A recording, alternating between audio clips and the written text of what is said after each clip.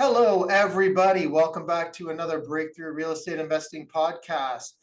Here with me again, Quentin D'Souza. Woo! After leg day again. I got to get some cheering. Like, I need a little applause button, you know? Ah. Right. Yeah. I mean, that's only deserve it. I think we need a title for you, like Sir Quentin D'Souza. Just something to spruce it up a little bit. Well, I Up appreciate front. that. I have my bobblehead Rob, so can I call you bobblehead Rob? No? I, you, Oh you know well, what? no, that There's wouldn't not be much in I can trouble. do about it from here. You can pretty much do whatever you want. That's I'm too awesome. far away to be able to retaliate in any way. Well, the weather looks awesome down in Costa Rica there. It looks beautiful. Quentin, it's still hot, if you can believe that. It's still hot. No, that's good. I'm glad that you're enjoying the weather. What's going on in Costa Rica? Got a few things going on. I'm just about ready to make the announcement, Quentin, but it'll probably be in a future show. But I got a cool announcement to make.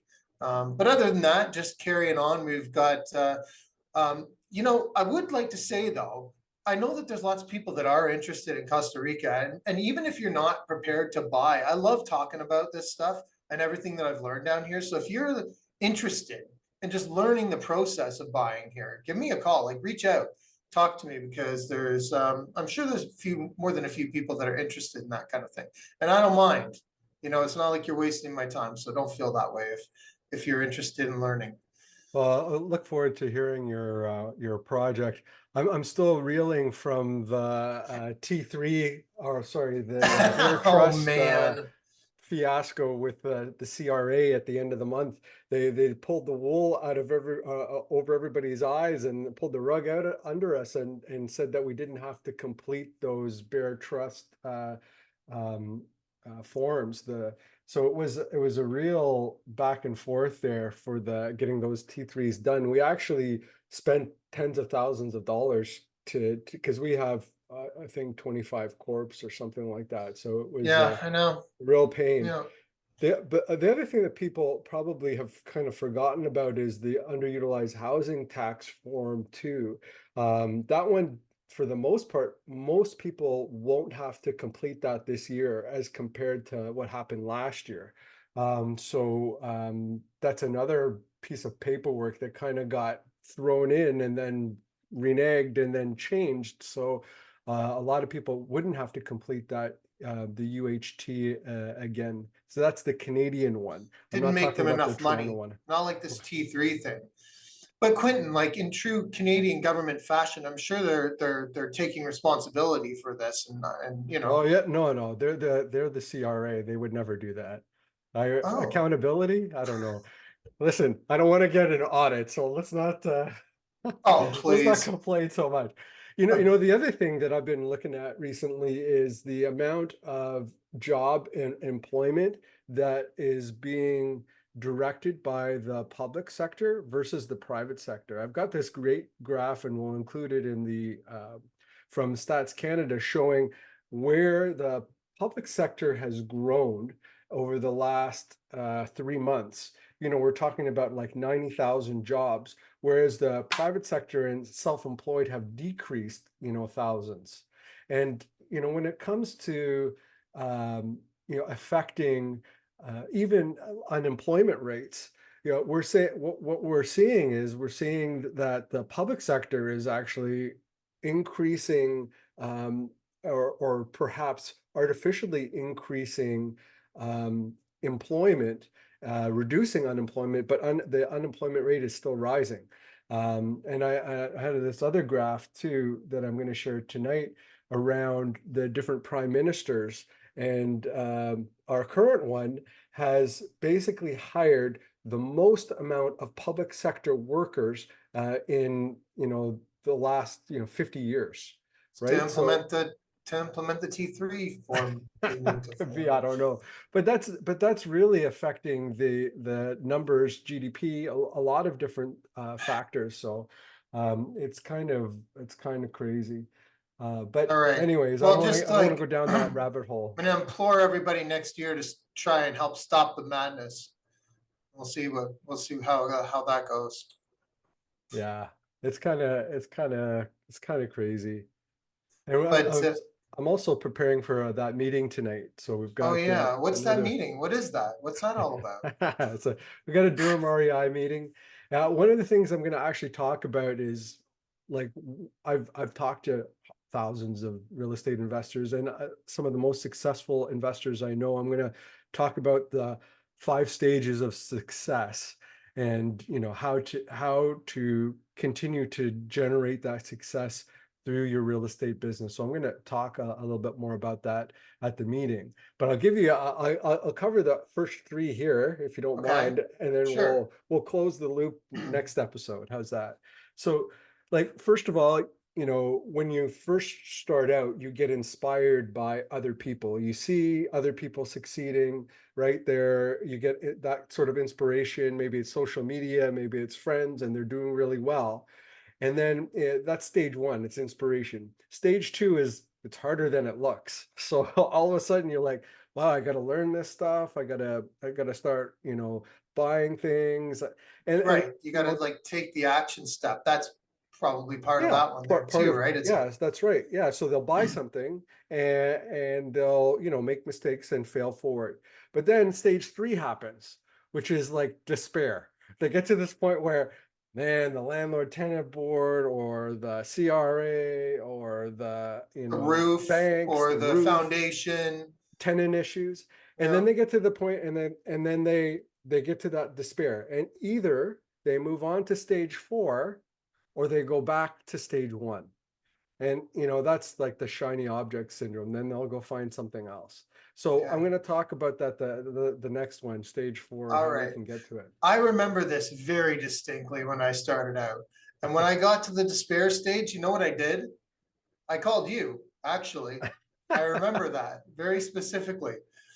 Uh, and you said, carry on, this too shall pass. And so I did. And it all went well, actually. Wasn't as bad as what I thought it was going to be. So, Wow. okay. Well, So we have thank some you awesome for that. guests. Yeah, Well, we have wait a some minute. awesome One more guests. thing. We got, Oh, hold on. oh, Still, we got a little, like just a little bit of housekeeping, okay? yeah. A little bit. All right. So, everyone listening, go over to breakthroughreipodcast.ca. Listen to our past shows, get in touch with our past guests. Do that over there. Look at the show notes. They've got different ways on how to get in touch with everybody that we've ever done interviews with. So go over and do that. The next thing is one last chance, Quentin. And I'm really gonna I'm pushing to get everybody listening who hasn't done this to please go over to iTunes, leave us a rating and review. We want an honest rating and review. We don't just want you to say, hey, I want some of Quentin's books, so I'm just writing something here. But so for the new reviews that we get up until the next show, we're going to go through them. We'll put all the names in the hat, and whoever we pull with a new review is going to get a 3-book package of Quentin's, and they can pick whatever books they want. And he's got some great books.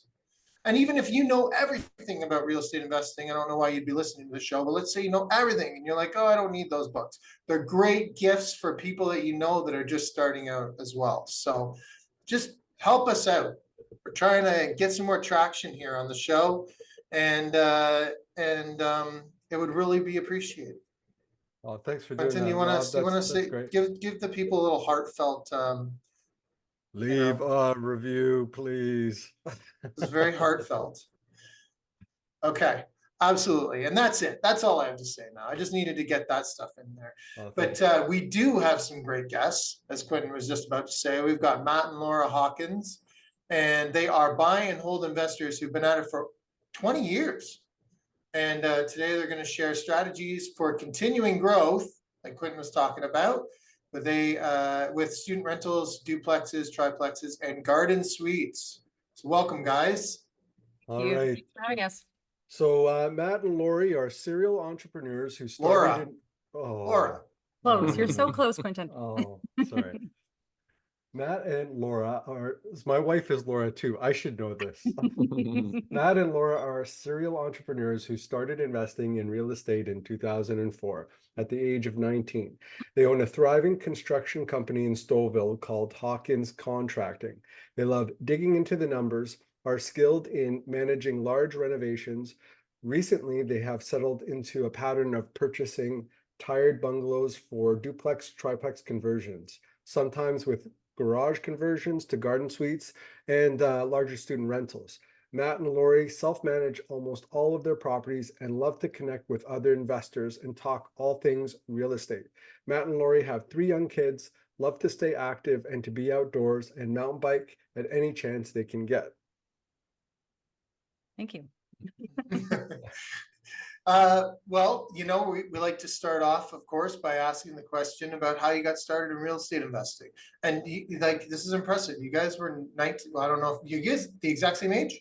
Yeah, Matt's 1 year older than me, but yeah. Oh, So he's you were an old 19. man. He's an He old was man. 20. Is that we've been right? together since we were 60, since I was 16. So we were together Wow. forever. So we'll have to talk about how to keep that going.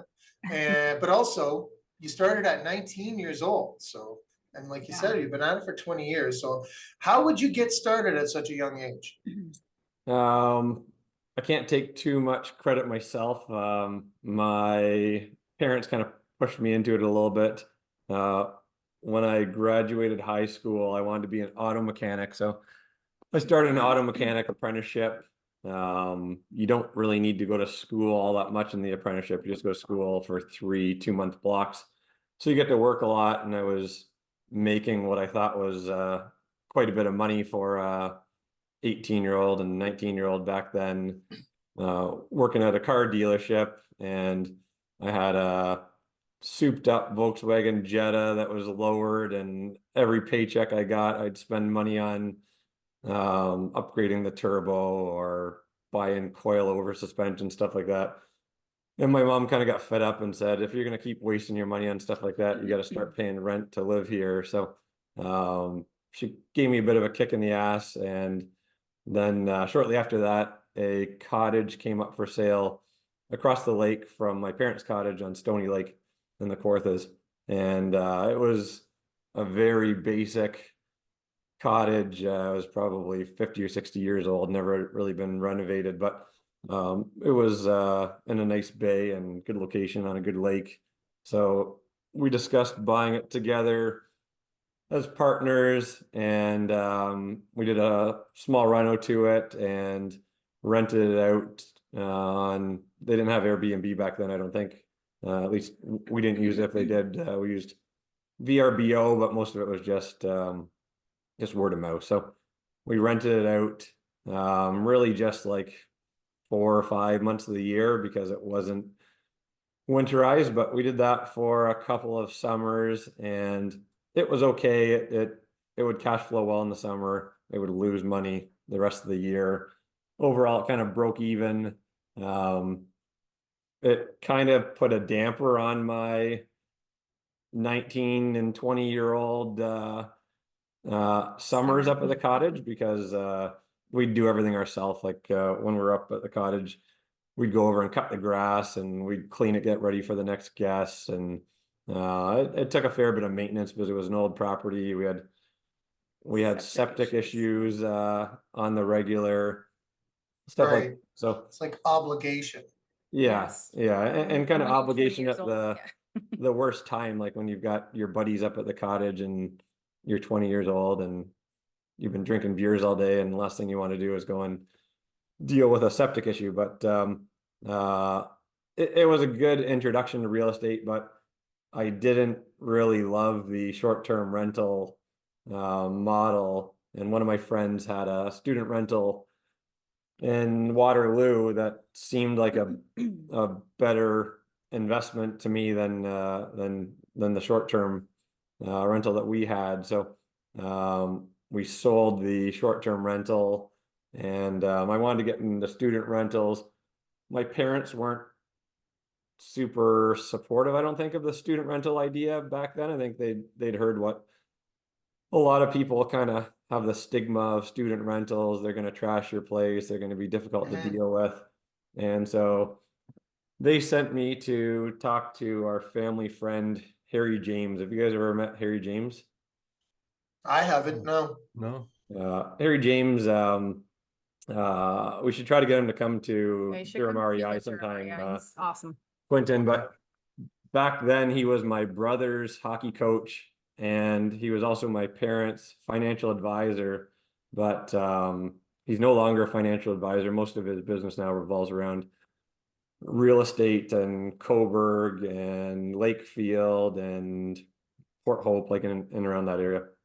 And so I talked to him about the idea of student rentals, and he said, yeah, it's probably not a bad idea. He kind of thought the same thing as my parents. That's probably not the most passive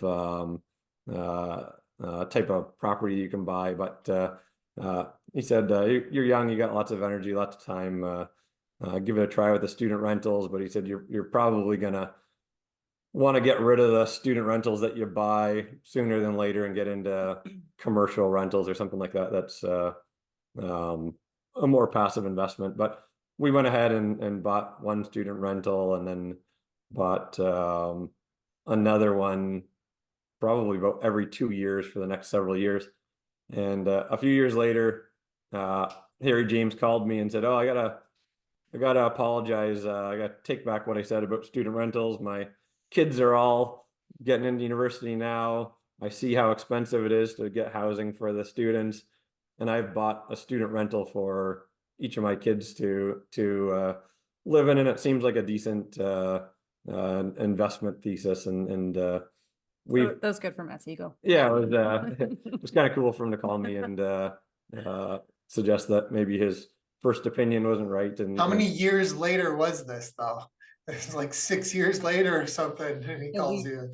I don't really remember. I fact checked this story. I'm friends with his son Justin, and I fact checked the story with Justin yesterday to make sure that I was remembering how it happened. But it was probably only a couple of years ago, or a couple of years later, because Justin's only 4 years younger than me. But It worked out well. yeah, we've really loved having student rentals, and like the tenants that we get in these rentals, like Yeah, they're great. they're great. They keep the properties really nice. When we have to do showings for new groups, like we'll go there and host an open house, and lots of times just like sit and chat with our current student rental tenants for a couple hours about what they're doing once they're in school and stuff like that, and just like really good tenants to have, and in our experience, really low maintenance.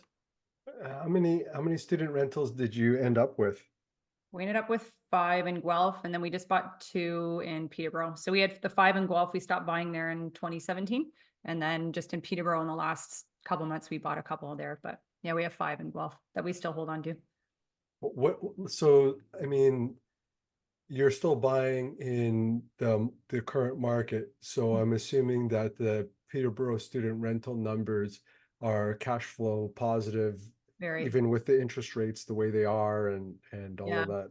In Peterborough, we're doing 7-bedroom student rentals. And we actually have property managers for those too, because I quite honestly didn't want to manage them myself because we have too much going on.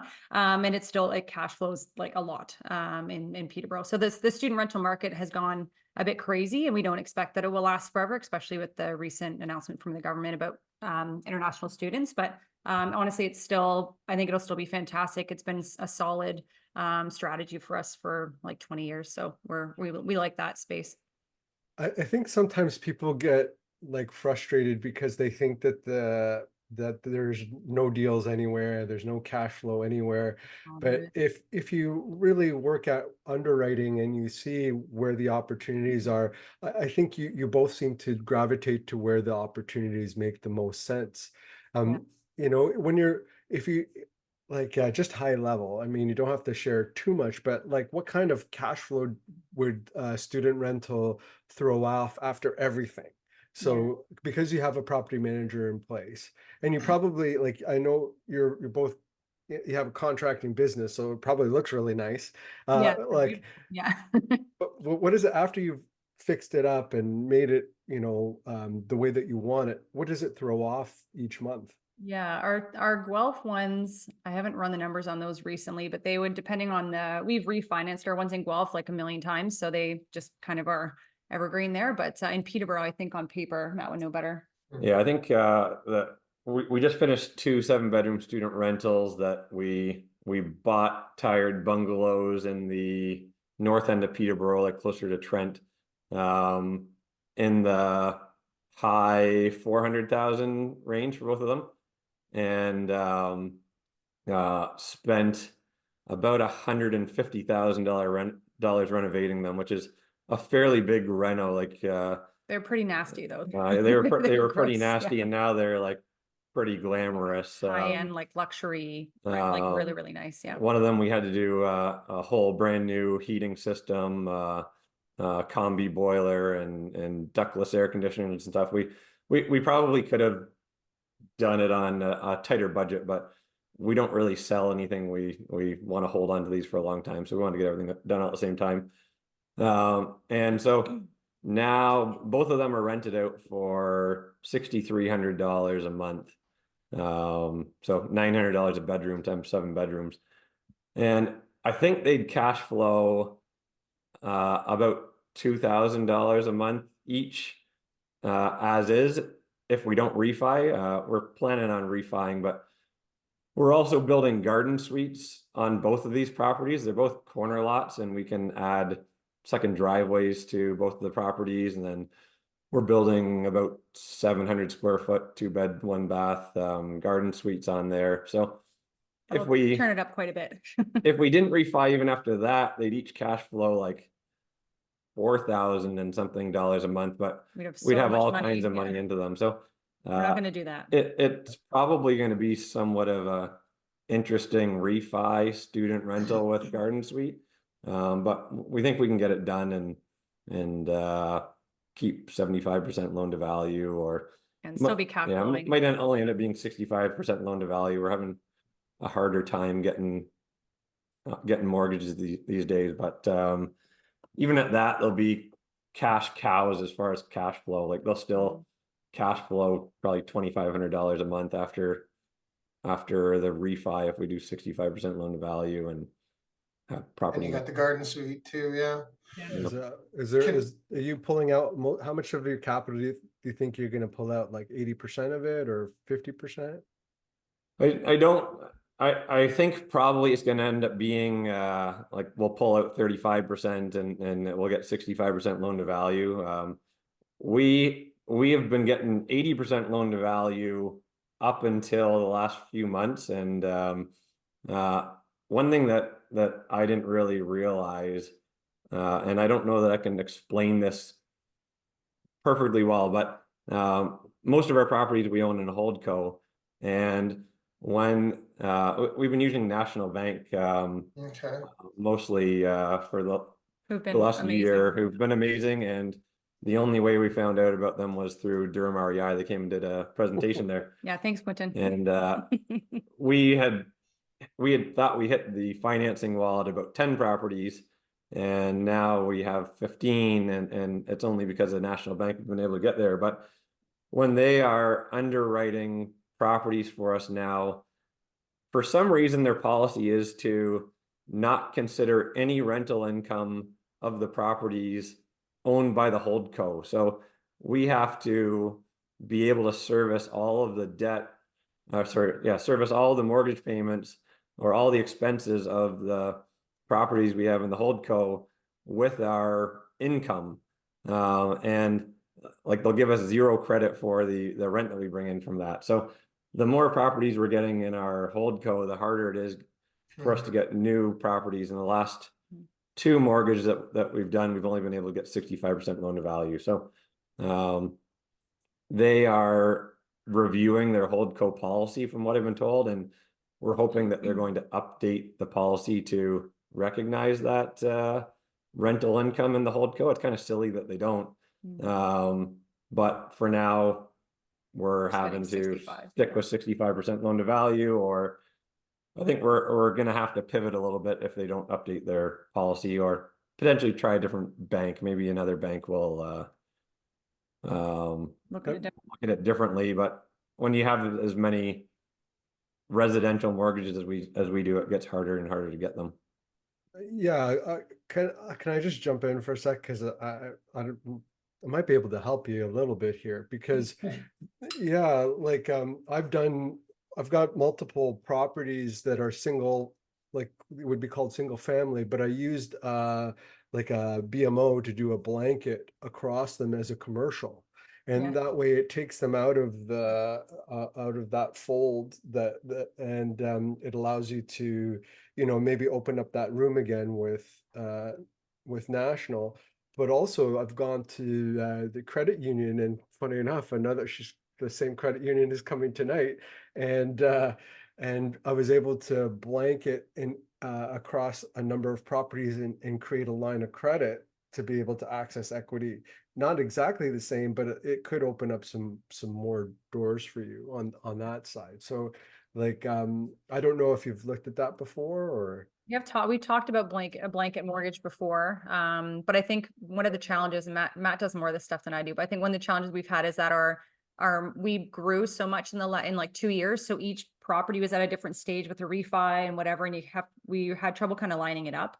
So I think that probably would be our challenge. But I mean, long term, absolutely, we need to look at something like that, because every time we get a mortgage or buy a property, we're like, phew, can't believe we got that one. I don't know if we're gonna get another one. So it's always like a touch and go. So we need to kind of take a step back and take a better look at our strategy, because at some point we're gonna have to adapt, because it won't last forever. And can I ask about the refis that you did in Guelph? You said you had the other ones. Yeah. So what was the process of refinancing those student rentals? Like any other, honestly, refi, we didn't run into any issues. They didn't flag it as a student, like it wasn't, they just came and did an appraisal, and we got a refi. Yeah. There were no real questions asked. We gave them our income. We had no issues. We've refinanced all the properties multiple times in Guelph, and we've never had a problem. Okay. Yeah, it seems lender to lender, Rob, like, Yeah. because you hear horror stories from some like lenders where the people have to go in, remove locks, remove Yeah. refrigerators, do Right, thing yeah. We've right? never had to do anything like that. They've always been like, some of them during COVID, they didn't actually come in the house. Like they would take Right. pictures, right? Got a couple during COVID, but otherwise, like the appraisers come, they know exactly what is happening in the house. We never hide anything, but we've never had any issues. So we've always been able to get the refis, and usually at 80% if we want it. So we've been fortunate. All of them are really nice student rentals, and Yeah. like almost all of our tenants over the years have kept the places clean, and I think when the Not appraisers dirty. come in, it doesn't shout student rental. There's some things that might do, like Well, lots like of a them have university like banner on the yeah, wall. banners or a collection of vodka bottles on shelves and stuff like that students like to do, but Or the big thing of recycling that's full of beer cans. Like, Yeah, got a couple of those. Yeah. Yeah. Yeah, but they're well kept, well maintained. I don't think it doesn't set off a whole bunch of red flags unless they're really, really looking for it. So, and I honestly just think we've been lucky. So what are really some of don't the, know why the banks have an issue with student rentals at all. Like, in my opinion, it's probably the most secure type of rental, because we have 5 or 6 or 7 students that all combine to pay rent, and I think there's some like peer pressure to not miss a rent payment. Like, knock on wood, Laura and I have been lucky over the last 20 years. We've never missed a rent payment on any of our properties. We've never had to take anybody to the landlord tenant board. But I think a big part of that is if you're one of 6 people in a student rental and you're on one lease and you don't pay your rent, then you could face having the whole group evicted. And I think because of that, people just don't really miss rent payments. And for most of our properties, their parents pay, or like we get checks from trusts lots of times. Like, affordability doesn't really seem to be all that much of an issue when you have a group of people combining their money or their parents' money or OSAP loans or stuff like They're that making it work. to pay. So I think that it's strange that the banks kind of discriminate against student rentals. and you have like natural turnover, like they're gonna Yeah. leave. Just Like, the- right, and then you can raise the rent to like in a rent controlled province like Ontario, that's like, you know, really helpful Yeah, to that's be been able to very do lucrative that. the last couple of years. yeah, that's exactly, and that's why in mine too, I've got inquiries for young professionals every once in a while. I'm like, no, Yeah. gotta be in school. Turnover. Mhm. Yeah. Yeah, I agree. Sounds like you guys got some pretty nice looking horseshoes though, too. I mean, no one's ever missed a payment ever on On any of your properties. Never. We've had maybe. I can't even count the number of missed payments that I've had on all of mine. Like I did have to go, like Oh, like 15 years ago, forever. we had one tenant or one student that wouldn't pay, and we were hounding him, and then I think his dad was a co-signer, so we were hounding his dad to pay. And I had to go downtown Toronto to his dad's fish shop and collect his rent all in cash. And the money like stunk up our whole house like fish, but we got the money. We got the money. Yeah, that was the And, closest. Yeah. It's Other than dirty that, money. people Yeah, pay a so few money. days late. Yeah, we've honestly, yeah, horseshoes is right. We've been lucky. We're obviously super picky with our tenants, and we keep our places really nice, and I think that helps. Yeah. Yeah, we've Yeah, we have absolutely, horseshoes. yeah, we've absolutely been lucky. You know what's Yeah, funny is I don't believe in luck. I think you're a good business owner. I think that you're, and the Yeah. byproduct is it looks lucky, but I think that you're, in the right place. You're good business owners, and you've treated your business how it should be treated. And now you look good, which is awesome. But like you're like, the thing is, even from what you described, you went all the way downtown to pick up this money to make sure that it was done, to make sure that it was paid, right? Like, You gotta some get it done. people, yeah, it because wasn't you gotta your get done. responsibility to do that, Yeah. Yeah. technically. Yeah, Yeah. and but that's not a business owner's mindset. The business owner mindset is, I got to get this done because I have nobody else to do it. I got to do it. I want my I money, I'm run, gonna get it. yeah. But Quentin, I just said I've had like, what does that make me? A terrible business owner? Hey. Unlucky? I wasn't No. gonna say it. I don't believe in luck either, like you just said. But I mean, one thing I will say is that Hey, all through listen, Same all thing through- with me. I've had the same thing, so it doesn't mean I'm just yeah. all through COVID though, like we didn't have any issues at our student rentals. And Yeah. I was really surprised because I was hearing horror stories from everybody else. Yeah. Right. And there was not one missed payment through all of COVID in any of mine. Yeah. And they're the same. Yeah. yeah, and so that was kind of interesting. Yeah. But that was I definitely every now and then I've been to LTV, going through it right now, as a matter of fact, again. So not fun. yeah, fun stuff. So that brings us to challenges. Yeah. So Yeah. can you so everything's just went so well for you guys. I need to hear about some bad stuff that's happened. Funny, What we're are the talking biggest about challenges that you faced? and No, but overcome? the thing is, that you've overcome them as well. But what are some of those challenges that you have faced along the way? In 20 years, you got to have some great ones. So, and then of course we want to hear how you overcame them. I was talking to Laura about this last night, preparing to be on your podcast, and usually we talk about, oh yeah, we've had all these challenges and we've learned from them and overcome them, and we have had some challenges, but I think proportionately to the amount of years that we've been in real estate and the properties that we've had, I think we've been really lucky. And I think part of it goes back to the horseshoes, but I think part of it is the demographic of rental that we have. But I think our strategy too. Yeah. We're pretty darn boring. Yeah, we're pretty boring, but slow growth. we haven't really had that many challenges. Like, I can't really think of anything that's happened that we lose sleep over. And I think part of that is just our attitude towards it. But I think the biggest thing that I can attribute to it is we started really slow. And like, you don't hear about people talking about starting slow too often on podcasts. Everybody wants to quit their 9 to 5 right away and scale really quickly. But like, we bought one property every 2 years for 5 years. We didn't take any private money. We didn't even know what private money was. We refinanced properties after our 5-year fixed mortgage was up. Maybe the slowest BRRRRs ever, but we didn't know what a BRRRR was back then. And over the 2 years, kind of from buying one property to the next, we'd save up money for the next down payment. Some of the down payments came from refi money, but a lot of it was just us saving money.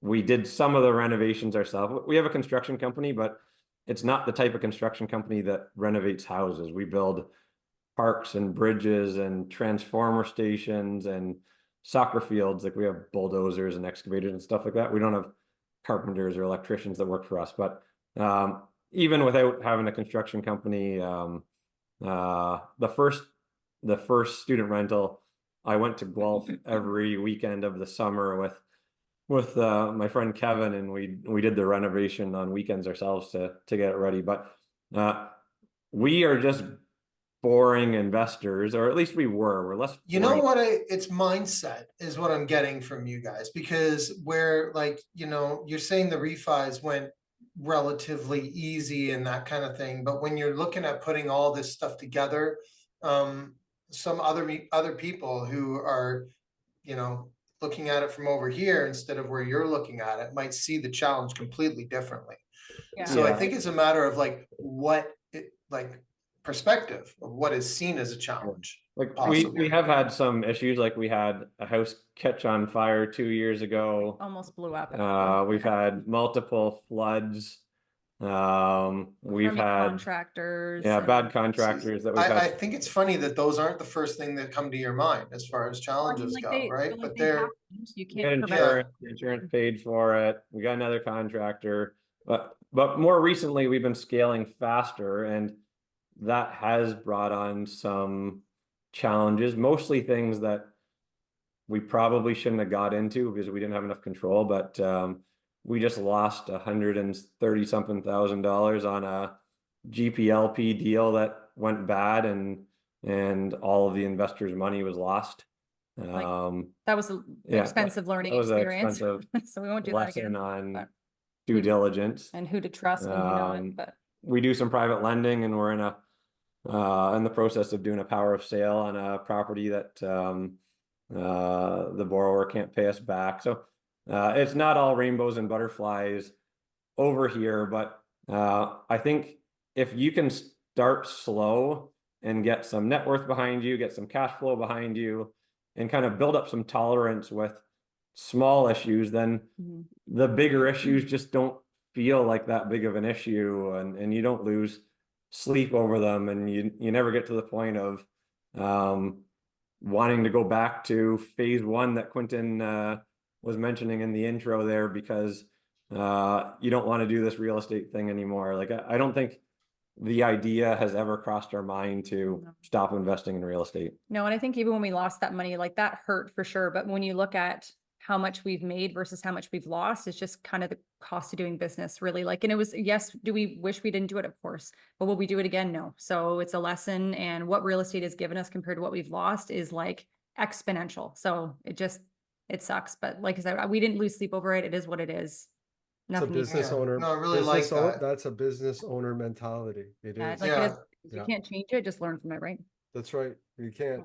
But I think that there's some valuable lessons in there. Like with the GPLP, Yeah. what do you think you would, I mean, if you're interested, like if we could just kind of dig in a little bit, because there's some learning, those are where people can benefit a lot too. Like what would you do differently in that GPLP So situation? definitely not do it. So that'd be our first thing. But I think what we kind of had. But what attracted you to it? And like, was it And the were there red numbers? flags that Yeah. Yeah. you now see in retrospect? 100%. So that what attracted to us is we had some capital that we were honestly too busy to do anything with. So we had some money that we were too busy renovating properties that we needed somewhere to put the money that would grow. So we thought we had this opportunity that was brought to us, you know what, hey, we'll give it a shot. It's something we haven't done. We were hoping to learn something in the process, not learning how to lose money, but we're hoping to learn about apartment buildings in the process. And that obviously that didn't happen, but I think there were some red flags, and I think that we should have dug deeper into them. I think that it was such a hot time in the market. It was kind of one of those things like you couldn't. It was probably couldn't January lose. 2022, and Yeah. we had Oh, put quite a few offers in on properties in 2021. Like the second half of 2021, got beat out in bidding wars and everything. And now we kind of look back that we're glad that we didn't buy a whole lot at that period of time. But this opportunity came along, and I would like to get into doing GPLP apartment buildings one day, or at least On the I other think I side. would, Yeah. as the GP. And I thought, okay, well, here's an opportunity to see what the structure is like, get some examples of contracts, learn a little bit, and Make some money, hopefully make 18% return on our money. Like it's not the returns that we're used to and the stuff that we manage ourselves, but it's better than putting it in a bank, especially back then. You weren't making 5% like you are in high interest savings accounts now. We So didn't have to do anything. Yeah, We didn't have yeah. to put any work into it really. so that was we checked a reference with one person on this partner. We should have checked a lot more. We were kind of basing our opinion of this person based on their Instagram, which is a terrible idea.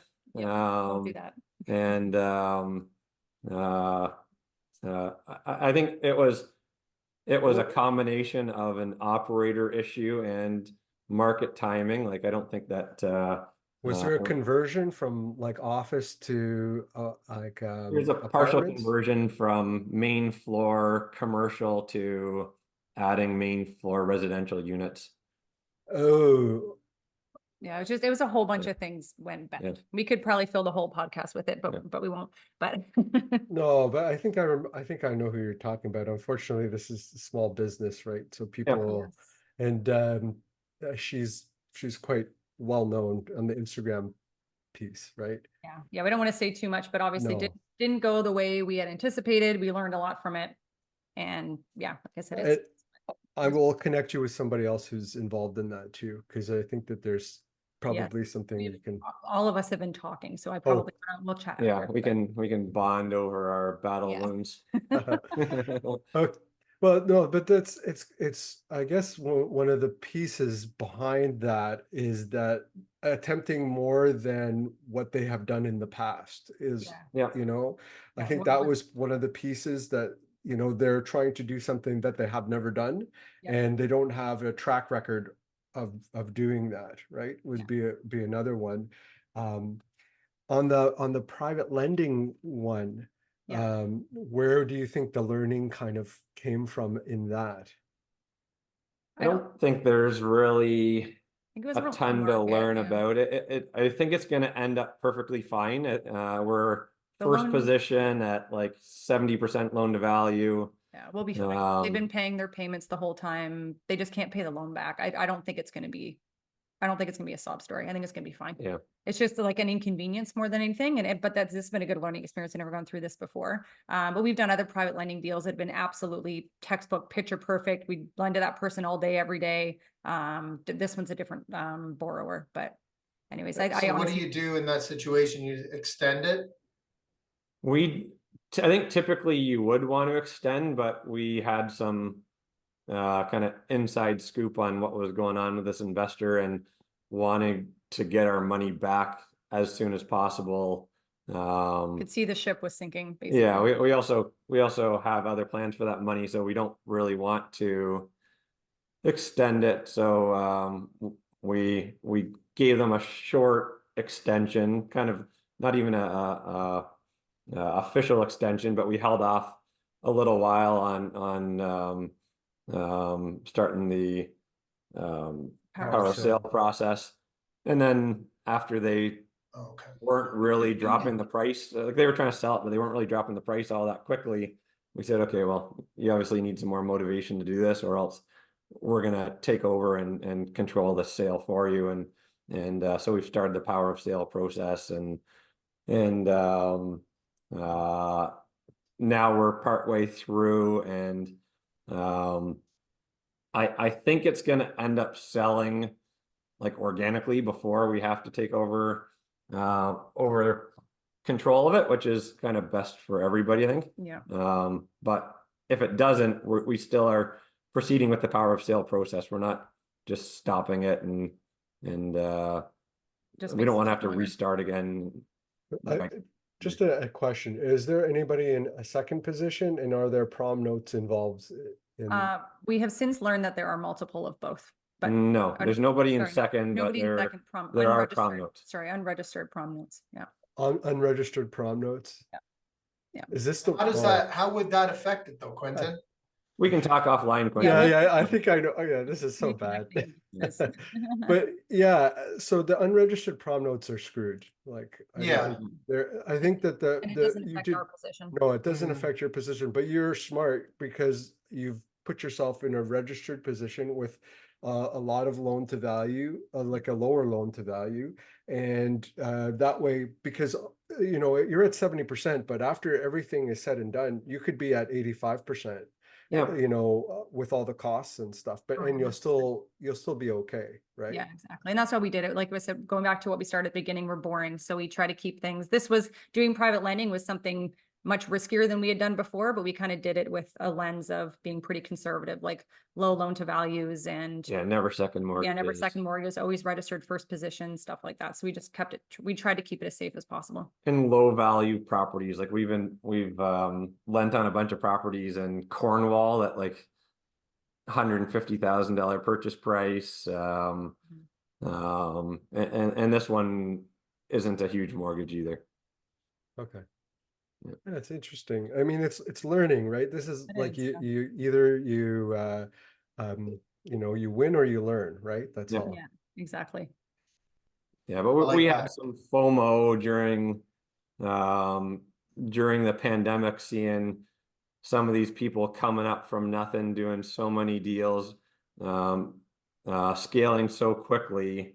But kind of looking Yeah. back at it, I think the pace at which you scale is directly correlated to the amount of problems that you're going to have. And it's not always a bad idea to scale quickly and deal with those problems, but If you can deal with the problem. if you can deal with the Yeah. problems. But back to kind of our longer term strategy of scaling slow, like I think that if you scale slow, you're typically going to have minimal problems. And if I had to do it all again, I think I'd scale a little bit faster than we did, and that's what we're doing now. But now we're set up to better deal with the problems because we have more experience, we have more money behind us, we have Well, you know what? I like that because I've scaled very slowly myself too. And there's been plenty of times where people have come to me and said, well, why aren't you doing what that person's doing? You could probably do that. And I'm like, yeah, I could probably do that. You're right. But this is the way I've chose to do it as well.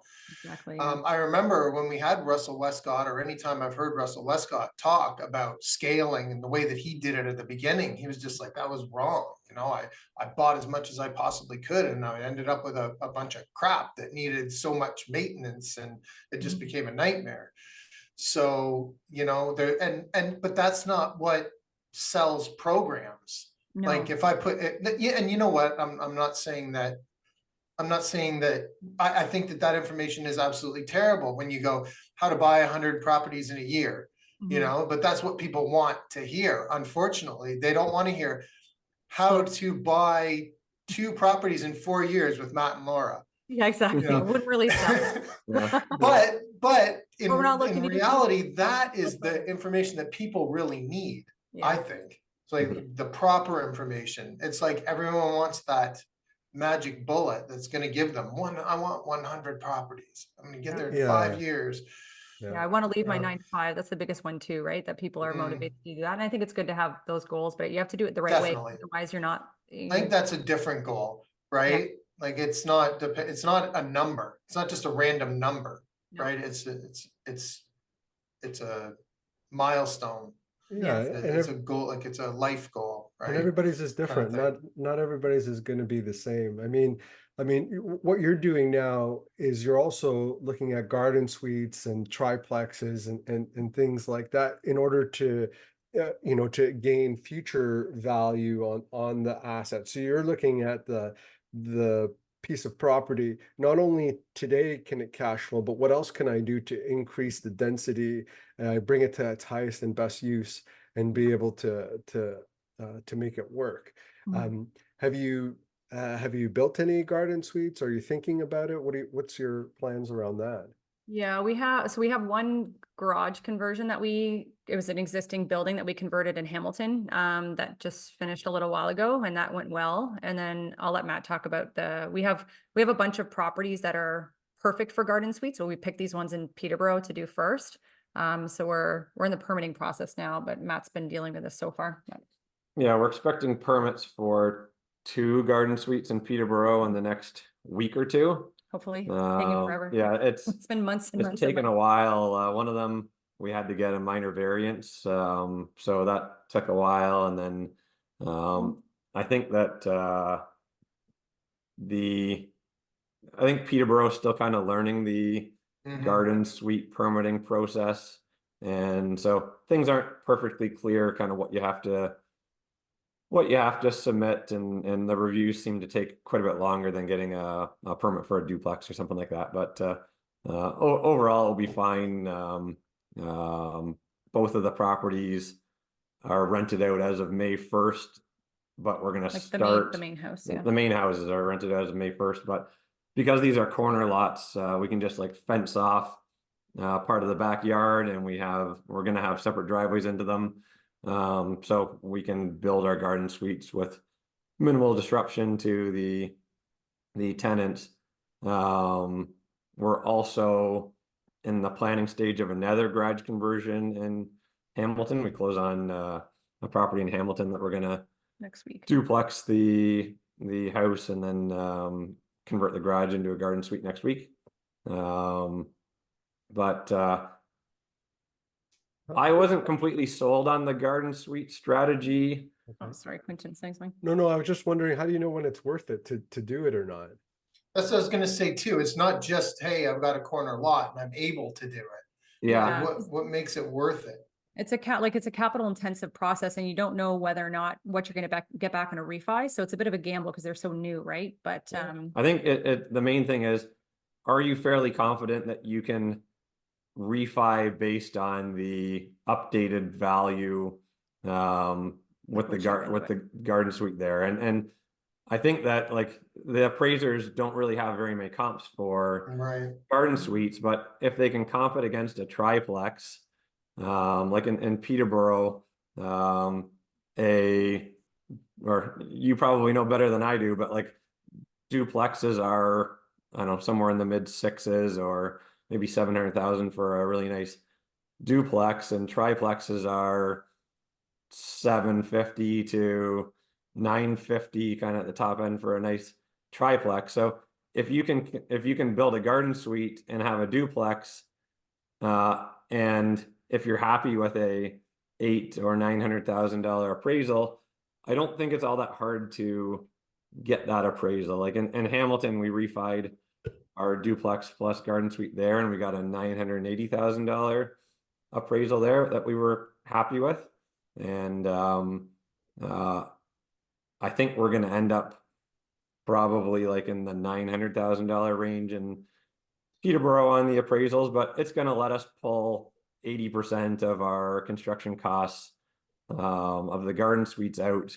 And like, it's not going to be a perfect burr and like that, but if you only have 20% of your cash into a garden suite, and you are getting, like, we're projecting to get $2,200 a month rent plus utilities, something like that for these 2-bed 1-bath garden suites. The ROI is pretty high. Like, I think I ran the ROI numbers on our Hamilton garage unit, and the garage in Hamilton is only 250 square feet. It's a bachelor, and it rents for $1,700 a month plus utilities. And our ROI on the money left in that's about 55%. So Is I that think annual ROI is 55? that's annual with an assumption of 3% appreciation. Okay.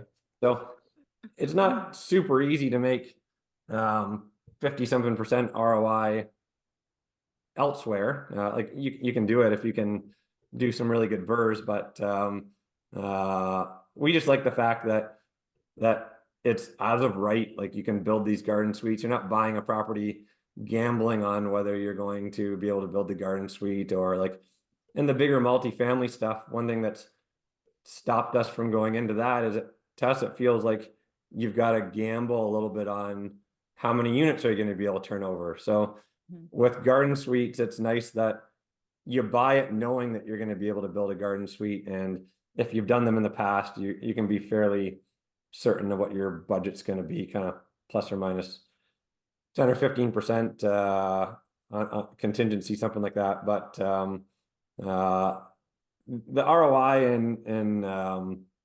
in Peterborough, I don't think will be as high because they're new builds and the cost to build them compared to the rent we're going to get is going to be lower. But still it'll be 30-something% ROI. Just 30%. No. You know what? It's amazing, right? Like this is, people don't understand when they look at real estate.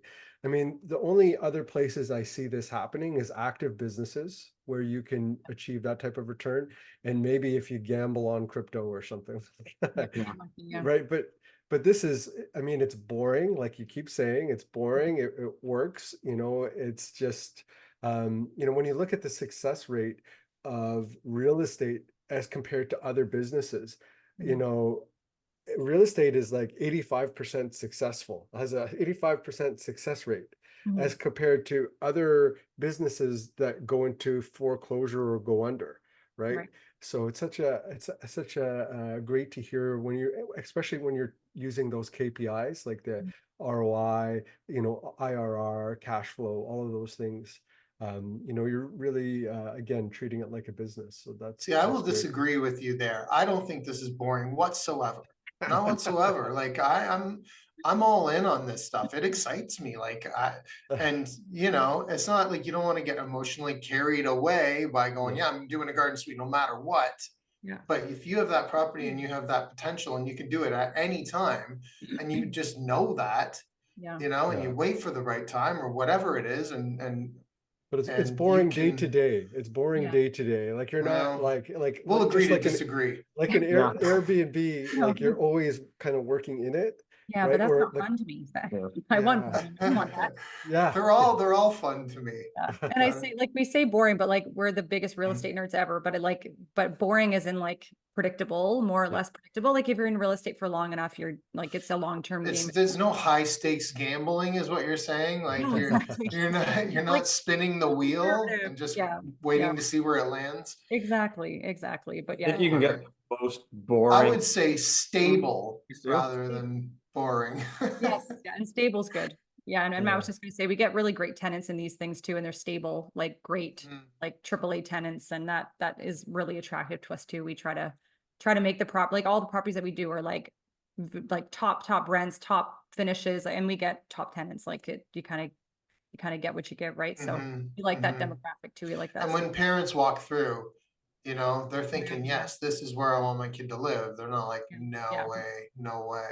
Like, you know, there's some downtown Peterborough that I've been in, even after they're renovated. And I'm like, this is not going to rent, you know? No, and same with our duplexes and triplexes, the same thing, like our non-student rentals, like they're all like done up to the nines, and we get great tenants, we get great rents. So it's been working for us. And like I said, we like that space and we self-manage all of our own properties. And those are the types of tenants that we want to be dealing with. They're like great tenants. They're great people. And it's it's a good space for us. We like that strategy. So has your active business helped in the like the garden suites or any of that other stuff? Like how have these two things meshed together? I think as Matt kind of mentioned earlier, our construction company doesn't do this type of construction, but Matt's knowledge of construction is incredibly valuable for like 100%. So he manages all of our renovations and does like he's managing through, like we have people that help us, but like the permitting process, and he understands all the technical stuff. So his experience is absolutely valuable. Probably the biggest thing that's helped with the connection between our construction company and our real estate business is how we have it structured that we own our real estate in a holding company, and we can take dividends from our construction company and flow it through to our holding company, like tax protected. So we don't pay tax until we take tax deferred. Tax deferred, sorry. Tax free from corporation to corporation. So yeah, if you pay $100,000 dividend to our holdco, you still have $100,000. Whereas if you paid it to us personally, you'd have 50-something thousand left to invest. So I think if anybody because the is structure because the structure of both is the same, the ownership structure is the same. Yeah. Is why you can flow it through. Yeah. And we'll pay tax on that money when we pull the money out of our holdco, but Yep. I think not everybody can do that. Like if you're a T4 employee, you can't do that. But if you are a real estate investor and trying to consider what kind of active job you want to have, I think it's worth considering, can you do that active job In a corp, and yeah. get paid in a corporation? Like I think real estate agents can do this now with the PREC or Yeah. really any business that you're going to get paid through or corporation, you can do it. But It's been huge. yeah, You have that's twice, helped us a lot. yeah, twice the buying power, really. So that's been very, very valuable to us, and being able to make us scale twice as fast, really. Yeah, and we do use our construction company a little bit for helping our real estate business, like deliveries and pickups. I've got a guy in our construction company that does deliveries and pickups for construction, and we'll deliver and pick up stuff for our rental properties. We've done a little bit of landscaping Yeah. on our rental properties. One of our construction crews is gonna do all the excavation and backfill for these 2 new garden suite foundations. And we have to run new water lines and sanitary lines. So we're going to do that stuff with our own construction company. But I would like to mesh the two together more in the future, because I think there's a big Mhm. opportunity there. Like we have a very experienced full-time accountant in our construction company that has capacity beyond what we need him in the construction company, and I think he'd be able to help us in the real estate business. And we have 2 project administrators that have capacity kind of different times of the year, that's kind of underutilized, that they could help in the real estate business. And we have 6 construction crews. It's just the type of construction that we do in our construction business is different